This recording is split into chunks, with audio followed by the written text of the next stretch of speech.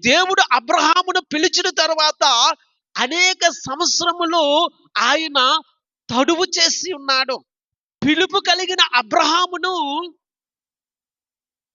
తెరహు నడిపించినట్లుగా ఆదికాండము 11వ అధ్యాయములో మనం చూస్తాము. సరే, ఇక్కడ నేను చెప్పాలనుకున్న సంగతి ఏంటంటే, తెరహు మరణించిన తరువాత తిరిగి దేవుడు అబ్రహామును దర్శించడము. తెరహు అనే మాటకు ఆలస్యము అని అర్థం. ఆలస్యం చచ్చిపోయిన తరువాత దేవుడు తిరిగి అబ్రహామును రెండవసారి పిలవడము ఆదికాండము 12వ అధ్యాయములో మనం చూస్తూ ఉన్నాము. అవిధేయత అనే కుష్ఠరోగి చనిపోయిన తరువాత దేవుడు యెషయాను దర్శించడం అనేది 6వ అధ్యాయములో మనం చూస్తూ ఉన్నాము. దేవుడు